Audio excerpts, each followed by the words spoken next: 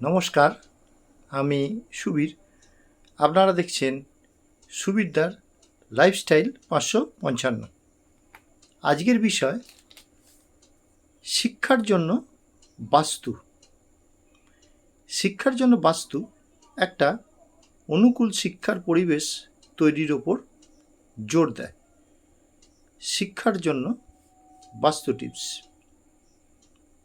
প্রথম, কক্ষপথ এবং ওরিয়েন্টেশন। সেটা হচ্ছে 1 নম্বর হচ্ছে আদর্শ অবস্থান। বাড়ির পূর্ব বা উত্তর পূর্ব দিকে পড়ার ঘরটি রাখাই ভালো। 2, অধ্যয়নের টেবিলের দিক নির্দেশ। পড়ার টেবিল এমনভাবে রাখা উচিত যাতে শিক্ষার্থী পড়ার সময় উত্তর বা পূর্ব দিকে মুখ করে থাকে। 3 হচ্ছে স্থান নির্ধারণ এড়িয়ে চলুন।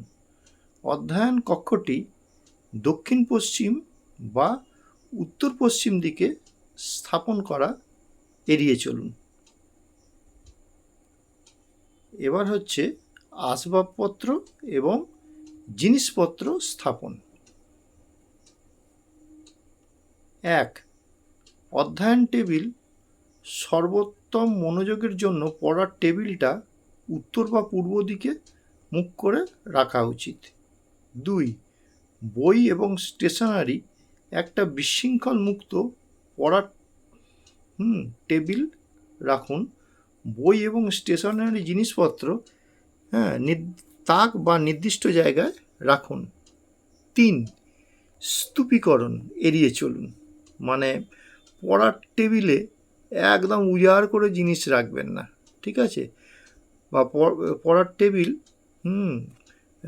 মানে বা বিছানায় বই বা স্টেশনারি বা জামা কাপড়ের স্তূপ করে রাখবেন না, একদম নিট অ্যান্ড ক্লিন সাজিয়ে গুজিয়ে পরিষ্কার রাখবেন।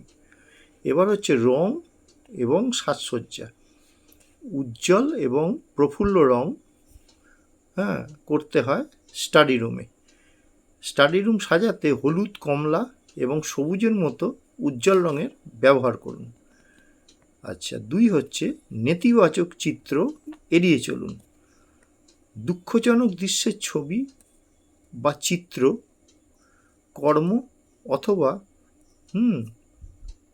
কালো বা ধূসর রঙের মতো বিষণ্ণ রং ব্যবহার করা এড়িয়ে চলুন। 3 নম্বর হচ্ছে ইতিবাচক সাজসজ্জা।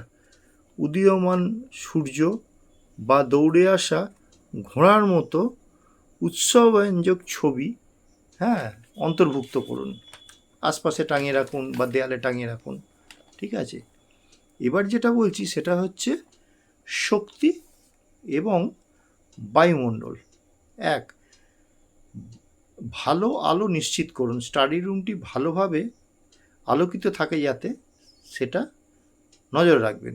বিশেষ করে প্রাকৃতিক আলো, ঠিক আছে, যেন ভালো ঢোকে। 2, ইতিবাচক শক্তি। ঘরটি পরিষ্কার এবং পরিপাটি এবং সুসংগঠিত রেখে একটি ইতিবাচক পরিবেশ তৈরি করুন। 3 হচ্ছে বিশৃঙ্খল মুক্ত। অপ্রয়োজনীয় জিনিসপত্র দিয়ে ঘর ভরিয়ে রাখবেন না। এবার যেটা বলছি সেটা হচ্ছে নির্দিষ্ট বাস্তু অনুসরণ। 1, তাড়াতাড়ি ঘুম থেকে উঠুন। বাস্তু অনুসারে পড়ার জন্য ভোর 3:30 মানে 3:30 ঘুম থেকে উঠে পড়ুন। 2, বিছানার অবস্থান। মাথা দক্ষিণ দিকে, পা উত্তর দিকে করে রাতে ঘুমান। 3, পরিচ্ছন্নতা। ঘরটি পরিষ্কার পরিচ্ছন্ন রাখুন। 4, নীরব সময়। সেটা হচ্ছে রাত 9:30 আগে মোবাইল এবং ল্যাপটপ ব্যবহার করা এড়িয়ে চলুন, ঠিক আছে? আর আগেরটা বললাম 4, এবার এটা হচ্ছে 5, স্নানের পর উত্তর দিকে মুখ করে প্রার্থনা করুন। এবার যেটা বলছি সেটা হচ্ছে, ধরুন অনেকের বা বেশিরভাগ মানুষেরই স্টাডি রুম থাকে না। সাধারণত দুটো ঘর কি একটা ঘরে পরিবারে সবাই মিলে থাকতে হয়, ঠিক আছে? কারণ সবাই তো আর বিশাল বাড়ি বানাতে পারে না। তাদের মানে প্রত্যেকেরই আর্থিক অনুযায়ী নীতি অনুযায়ী চলতে হয়। তাই যাদের একটা ঘর তারা চেষ্টা করবেন সবসময়, হ্যাঁ, উত্তর পূর্ব দিকে পড়ার টেবিল রাখতে, বা আপনি যদি ছোট একটা প্লাস্টিকের টুল বা এমনি টুলের ওপর রেখে বিছনায় বইটা রেখে পড়েন, সেটা যেন উত্তর পূর্ব দিকে মুখ করে পড়বেন, ঠিক আছে? এবার একটা কথা বলছি, দেখুন আজকালকার দিনের যে ব্যাপারটা এসে গেছে, যে স্টুডেন্টরা দেখি রাত্রির 2-2:30 পর্যন্ত নেট ব্যবহার করে, ল্যাপটপ বা মোবাইল ব্যবহার করে, বিভিন্ন গেম খেলে পড়ার নাম করে। অবশ্য সবাই নয়, ঠিক আছে, মানে অনেকেই আর কি রাস্তাঘাটে বলে, তো তাই একটু শুনতে পাই। তো রাত্রি 2-2:30 অবধি তারা জেগে থাকে, এরপর ঘুমিয়ে যায়। তাদের পরিবার হয়তো সকালবেলা ওঠে, এবার 6টার মধ্যে ডাক দিল, সে উঠতে চায় না, শরীর ম্যাজ করছে, শরীর খারাপ হয়ে যাচ্ছে।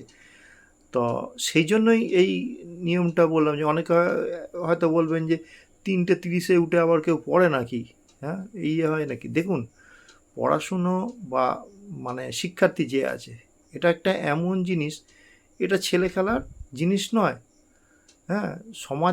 সমাজে যতই অবক্ষয় হোক, যাই হোক না কেন, ঠিক আছে, বা আপনি যে রাজ্যেই বাস করুন না কেন, বা যে দেশেই বাস করুন না কেন, আপনাকে কিন্তু স্টুডেন্ট লাইফ মানে হচ্ছে একটা সিস্টেমে চলতে হবে, ঠিক আছে? সেটা খেয়াল রাখবেন। হয়তো আপনি এমন জায়গায় বাস করছেন, সেখানে সবাই বলবে, দেখছিস তো দেশের কী অবস্থা আজকাল, পড়াশুনো করে কী হবে, তার থেকে কাজে ঢুকে যা, হ্যাঁ, শুধু এই বাপের পয়সা নষ্ট করে বা বাড়ির লোকের পয়সা নষ্ট করে লাভ নেই, হ্যাঁ, এরম ধরনের কথা বলতেই পারে মানুষে বা পরিবারের কেউ।